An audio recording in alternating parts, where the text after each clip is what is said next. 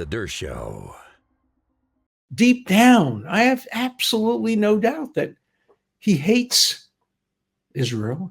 He hates Israel as a Jewish state, and he hates the Jewish people. He has to pretend he doesn't because he wants to get Jewish supporters. But once he's mayor, his true feelings will come out. Defund the police, which means much greater crime rates, particularly among minority communities. He wants that. There are things he wants that I agree with. Free tuition at colleges. I had free tuition. I went to Brooklyn College for 4 years at a profit. I had won a scholarship, so I put $1,400 in the bank, which was enough to pay for my first year at Yale Law School, which was expensive. So I'm in favor of free tuition at public colleges. I'm in favor of some of the other things. Now, he got a lot of votes. He got 43% of the people who voted. Now, not a lot of people voted, more than previously, but his votes represent probably less than 20% of the population of Democrats in New York. But he's probably going to win the mayoral election. Now, a lot of Jews voted for him, and a lot of young progressives voted for him. They didn't vote for him because he's an anti-Semite. They voted for him despite the fact that he's an anti-Semite. They didn't care that he was an anti-Semite. They didn't care that he doesn't believe that Israel has the right to exist as the nation state of the Jewish people. He said he would never visit Israel because he would never visit a country that has different hierarchies of rights depending on religion. Israel doesn't have that. Jordan has that. Syria has that. Egypt has that. Every Arab country and every Muslim country in the world has that. Israel doesn't have that. Israel has complete equal rights for all of its citizens. It just doesn't oblige Arab citizens, unless they choose to serve in the military and to kill fellow Arabs. Now, many Arabs do serve in the military. I've met them. Some of the best trackers are Bedouin Arabs. Druze Arabs are among the most successful soldiers. And so, no, he's just lying. He's just lying about that. I guarantee you that deep in his heart, he's an anti-Semite. He doesn't like Jews. One of his supporters just came up with a program. I'll read you part of it.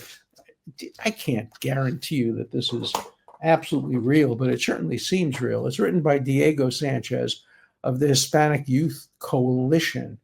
And like many, I am pleased to see that Mamdani will become the next mayor of New York.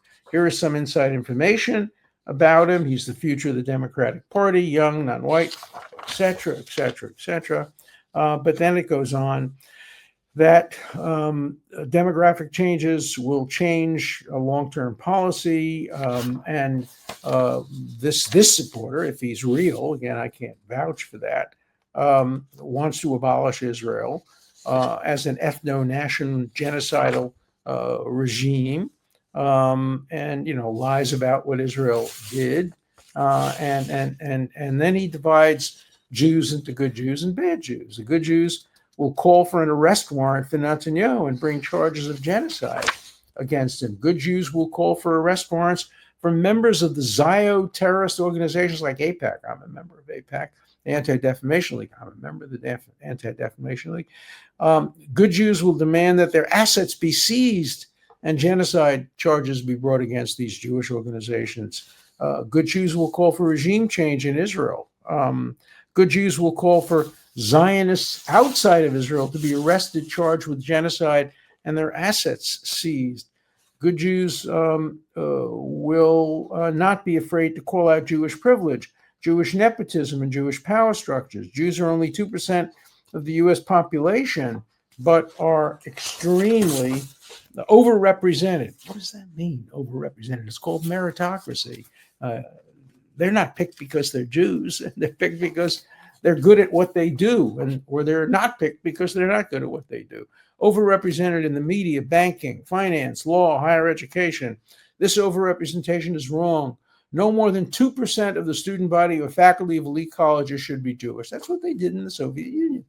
They made percentages of college admission correspond to the percentages of people in the population. No more than 2% of journalists or judges should be Jewish. Hedge fund people We need proportional representation.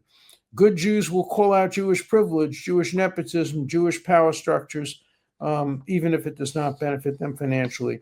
Good Jews will want to end Jewish separation from society. Please spread the word. Let's call out the bad Jews and praise good Jews. Now, again, I can't vouch for the fact that this isn't some fake, but it seems real. I mean, it could have been written by Joseph Goebbels in the 1930s, or it could have been written by Stalin or Lavrenti Beria of the Soviet Union in the 1930s when they were calling for quotas. Or it could have been written by President Lowell of Harvard, who called for quotas. Now, he wanted 10%, not 2%, even though Jews are only 2% of the population. But no, we don't want proportional representation almost anywhere in life, maybe in Congress, but not in job. Do we want proportional representation for surgeons? And do we want proportional representation for pilots?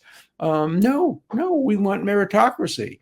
So what we're seeing is, a call for a major change.